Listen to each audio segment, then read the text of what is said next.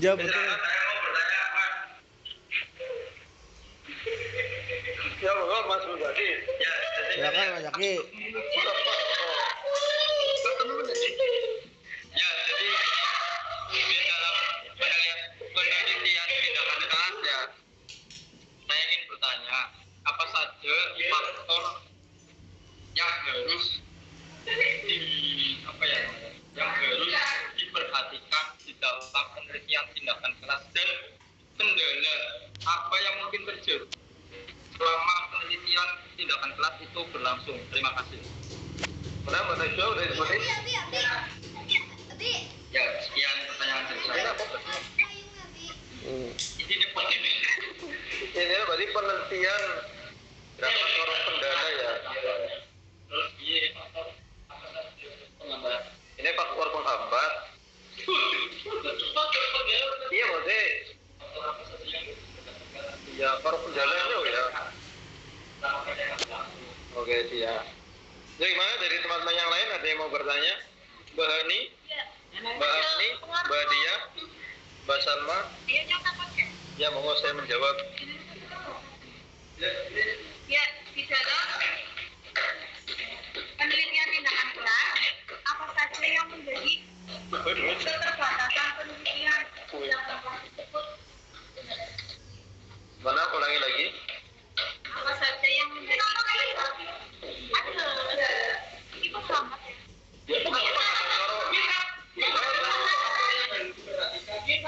Ya kan masih kendala apa ya? Ya apakah ada kendala selama proses? Oh, jangan kalian berdua. Ya udah kan ini udah 3 pertanyaan. Susah boy. Kan dia kan ya enggak. Jadi Nggak mau. ya.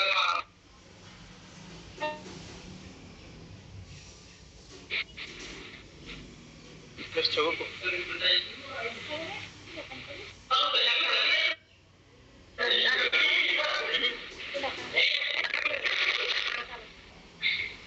Bagus nih, anu masalah.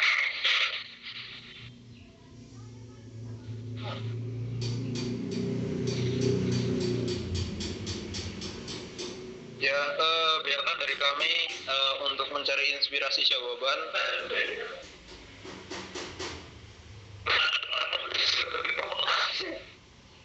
Salah.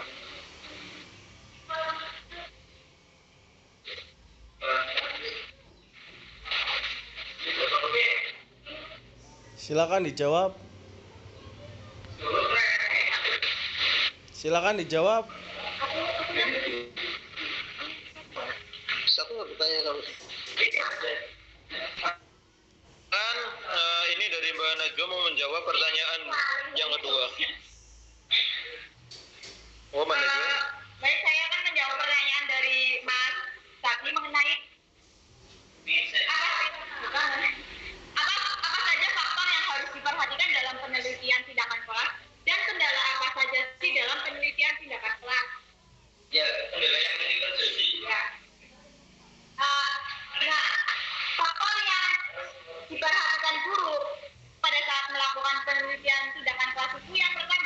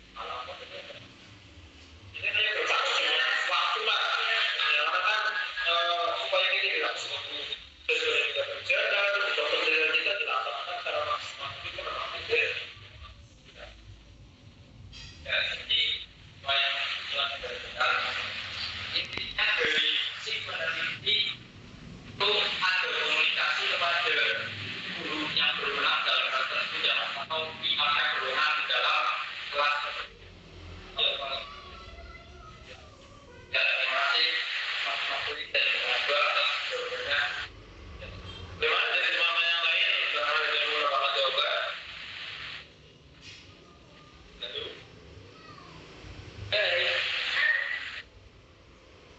ya mungkin nggak ada. Nah, selanjutnya saya akan menjawab pertanyaan dari Mas Isra yang tentang jadwal PTK ini.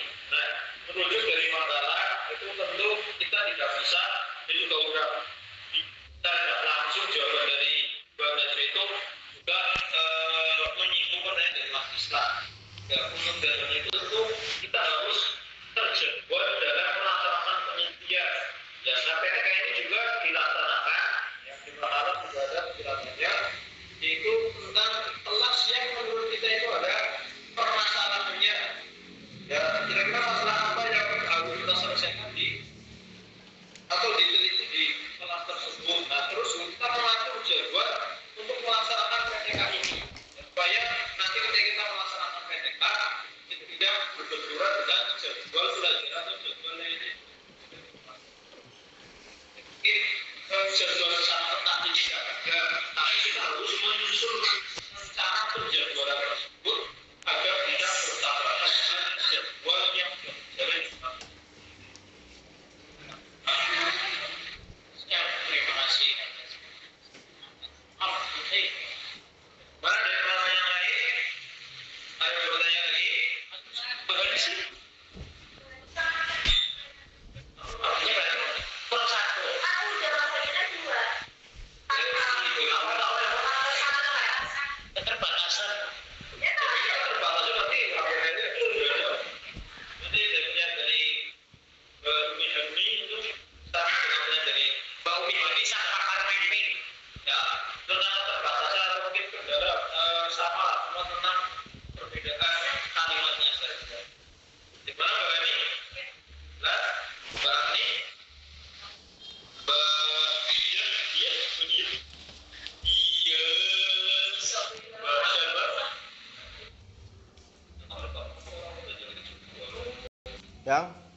Yang Jadi gimana? kebetulan grip banget Kak, ya Allah. Presentasi dari kami, ya, apabila ada kata yang salah, yang kurang dari kami mohon maaf. Kami juga sudah belajar. Dan selanjutnya dari kami kembalikan kepada dosen malam berada di tentang mana dari pokok kami. Ya, Allahumma waffiq ila aqwamit. Assalamualaikum warahmatullahi wabarakatuh.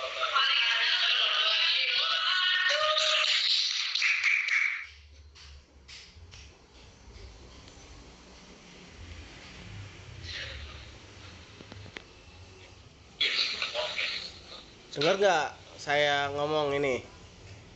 Ya, tak dengarkan Pak. Iya. Yang penting dengar aja nggak apa-apa ya. Yuk. Pertama sebetulnya saya niat untuk ke offline, cuman tadi saking capeknya mungkin ya, badan juga agak terlalu capek, akhirnya Katanya di ketiduran. Semarang. Hah?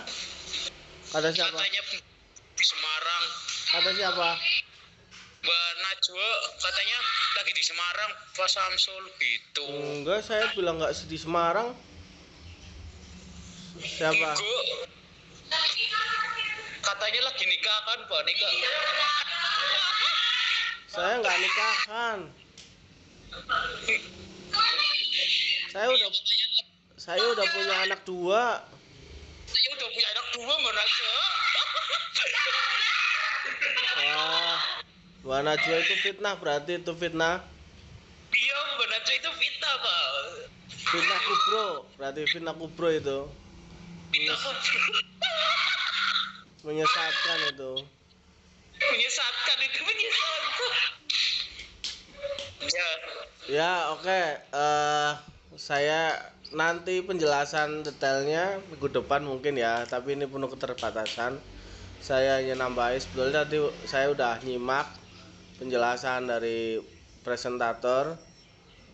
Intinya sebetulnya sama, bahwa PTK itu, penelitian tindakan kelas itu bagian dari penelitian yang dilakukan oleh seorang guru atau pendidik. atau instrumen pendidik. Saya nggak tahu apakah belum detail banget ya apakah kewajiban seorang BK, guru BK itu berkewajiban di dalam tridharma pendidikannya di dalam sebuah pengabdiannya itu melakukan sebuah penelitian. Tapi kalau yang saya tahu dan beberapa guru itu berdiskusi dan mencoba untuk gampang yang suka weruh dengan saya, itu guru berkewajiban untuk mengadakan atau membuat yang namanya PTK. Dan itu sebetulnya guru-guru yang berkewajiban itu adalah guru-guru yang biasanya dapat intensif atau yang sudah sertifikasi guru. Nah, kewajiban membuat PTK ini sebetulnya kalau saya berpikir harus bukan hanya berkewajiban orang yang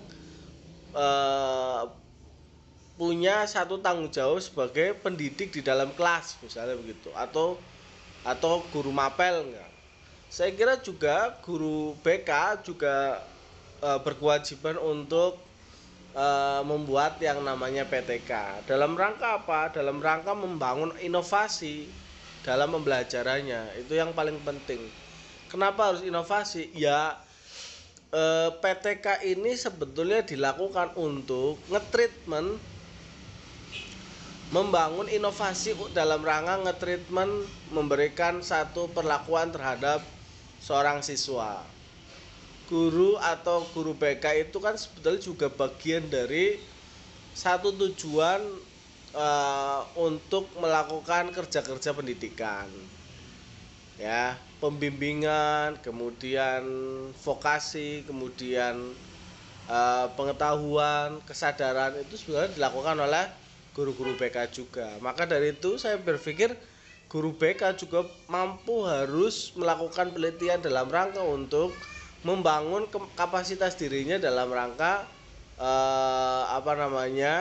proses-proses kinerja pendidikan. Nah, PTK ini dilakukan begitu.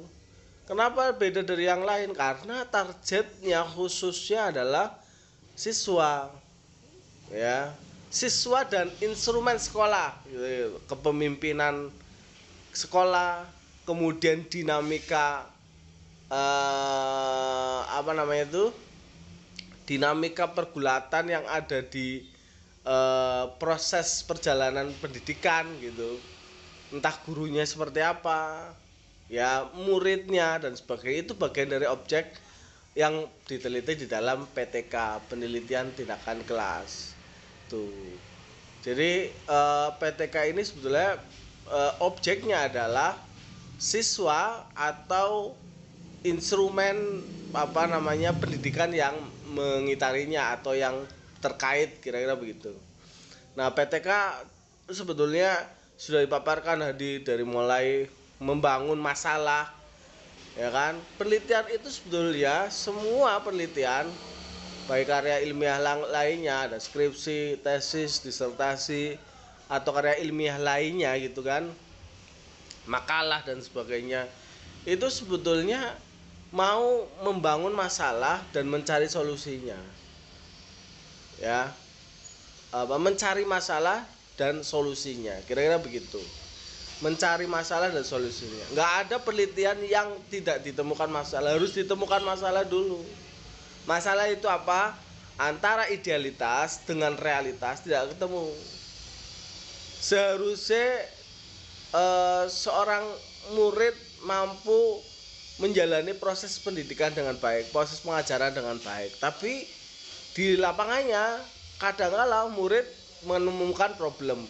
Lah, problem berarti seharusnya antara problem dan seharusnya tidak menemukan itu yang mau diteliti. Kira-kira begitu.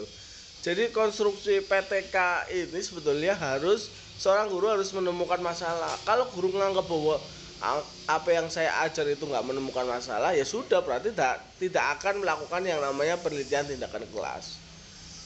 Itu saja konstruksi awalnya begitu. Terus kemudian setelah itu ada pembahasan atau diskus dan sebagainya, itu kayak karya ilmiah biasa lah. Intinya begitu. Jadi seorang guru membangun pengetahuan melalui inovasi dengan penelitian, yaitu lewat PTK. Kemudian biasanya seorang guru itu setelah melakukan penelitian berbasis publikasi, nanti dipublikasikan di jurnal dan sebagainya. Itu saja. Tadi pertanyaannya gimana? Pertanyaannya Mas Isla, Mas Maftuhi.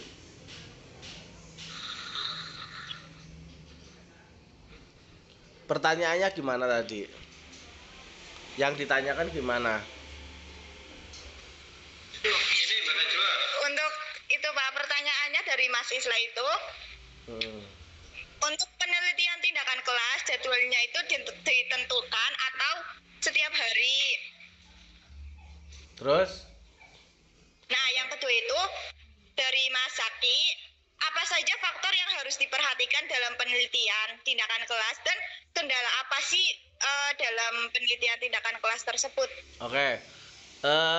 Pertama Mas Isla, bahwa PTK itu tidak dilakukan setiap hari, tapi pengamatannya untuk melakukan sebuah observasi, sebuah penelitian PTK itu bisa setiap hari.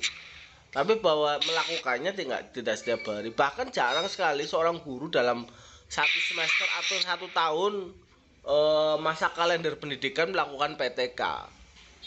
Ayo guru-guru yang rajin aja, guru-guru yang benar-benar bahasa sekarang itu guru-guru penggerak lah, jadi guru penggerak itu di dalam MBKM itu. MBKM itu apa namanya itu, Merdeka Belajar itu MBKM itu,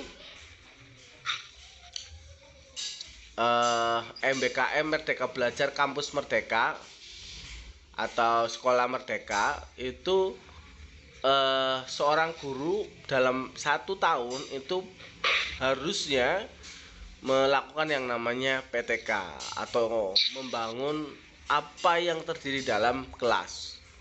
Jadi objeknya adalah sebuah apa yang dialami atau secara empiris oleh seorang guru. Kalau pertanyaannya setiap hari, enggak setiap hari. Bahkan 1 tahun aja jarang sekali guru melakukan yang namanya PTK. Tuh, dalam 1 tahun kalender pendidikan aja jarang sekali. Yaitu biasanya tertekan oleh apa yang namanya itu pengangkatan lah, kira-kira begitu. Pengangkatan guru di PNS misalnya, kemudian harus disertai dengan PTK, biasanya begitu. Atau guru yang sudah sertifikasi harus naik pangkat dari 3A, 3B, 3C, itu harus disertai dengan salah satu kewajibannya adalah membuat yang namanya PTK. Dan PTK itu dilakukan kemudian dipublikasi secara ilmiah di jurnal misalnya seperti itu. Jadi nggak setiap hari, bahkan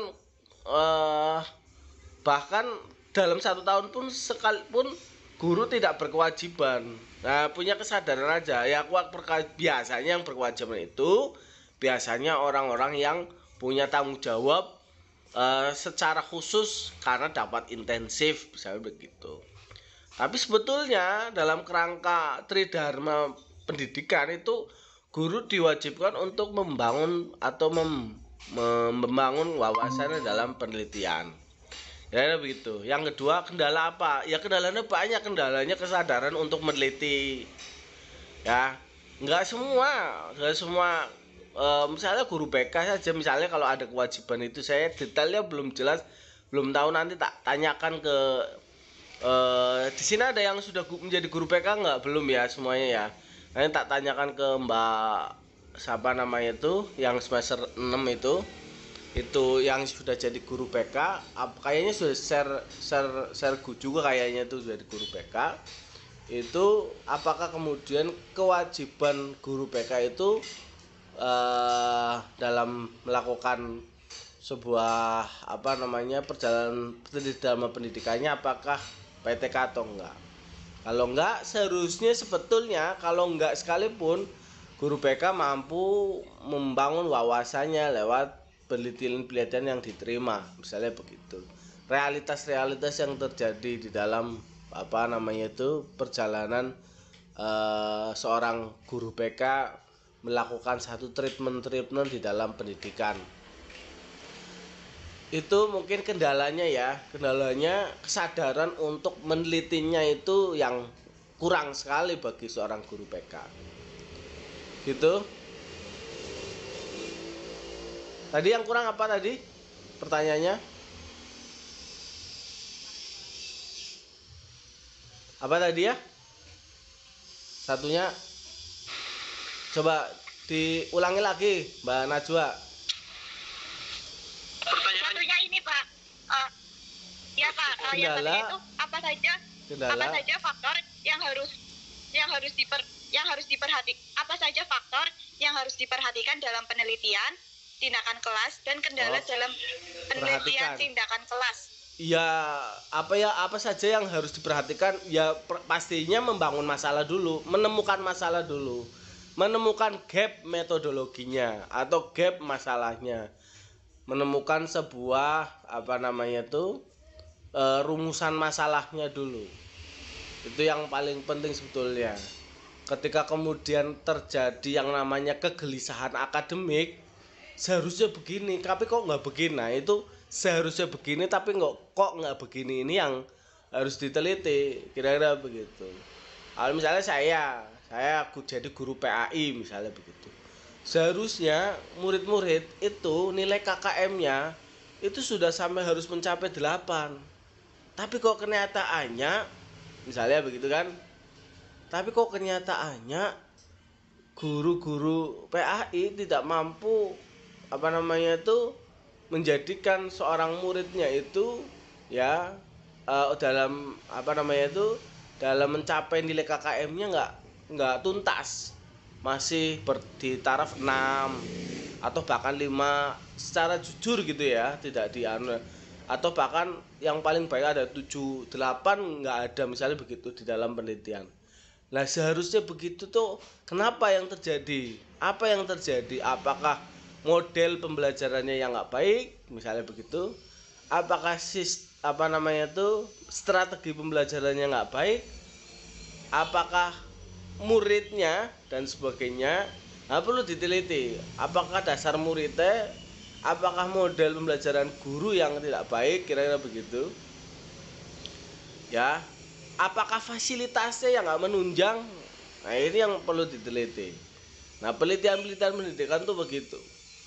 Modelnya apakah harus membangun model yang baik? Ada model yang namanya creative learning, ya. Ada yang namanya problem based learning, ya. Membangun problem based learning itu model pembelajaran berbasis masalah. Ada project based learning, ya. Membangun pembelajaran dengan berbasis project. Kemudian ada core, kreatif, organizing, reflecting, extending dan sebagainya. Itu yang harus diteliti oleh seorang guru dan dipersiapkan PTK-nya, kira-kira begitu. Gitu ya. Nanti saya terangkan secara detail nanti minggu depan barangkali bisa. Gitu ya. Iya, gitu? Pak. Oke, ditutup. Silakan ditutup. Dan mohon maaf ya, saya nggak bisa ke situ karena ada adik saya yang nikahan. Saya harus standby dari pagi sampai tadi. Mohon maaf sudah jam 3:30 ini udah selesai, tapi badan terasa capek dan akhirnya ketiduran sampai jam berapa baru saya bisa buka. Ini kalau saya ke sana nggak nyandak, kira-kira begitu. Ya sudah, saya buka Google Meet saja. Ini sudah ideal ini pakai Google Meet begini daripada voice note. Ya, saya bisa lihat sampean, kira-kira begitu, daripada voice note dan sebagainya. Saya tadi sebetulnya tekniknya ada satu yang didekatkan di HP, videonya nggak usah dihidupkan dan suaranya dihidupkan. Yang kamera suaranya nggak usah dibutuhkan, tapi kamera itu jelas itu tadi. Ya, lain kali begitu ya. Jadi ada dua HP. Kalau memang saya nggak bisa, misalnya begitu, dan kelas sudah terkumpul. Tapi kalau sudah di rumah masing-masing sih sebetulnya yang presentasi aja yang berarti yang dihidupkan. Tapi kalau masih di kelas tapi saya belum bisa, misalnya begitu, berarti dua HP, satunya kamera, nggak usah dihidupin apa voice-nya, apa mic-nya, satunya dihidupin mic-nya tapi dideketin kayak mic, kayak jadi mic-nya gitu loh. Jadi suaranya tadi sudah jelas gitu. Gitu ya. Ya Pak. Ya. Oke, terima kasih. Ini saya rekam, nanti saya upload di dalam YouTube ya. Gitu ya. Baik Pak. Oke, silakan ditutup Mas Maftui, mana coba? Ya, demikian presentasi dari kami dan juga dari teman semuanya. Kurang lebihnya maaf dan terima kasih. Wallahul muwaffiq ila aqwamit thoriq. Wassalamualaikum warahmatullahi wabarakatuh. Waalaikumsalam warahmatullahi wabarakatuh. Terima kasih untuk hari ini. Terima kasih. Assalamualaikum warahmatullahi wabarakatuh. Saya Jinlev ya.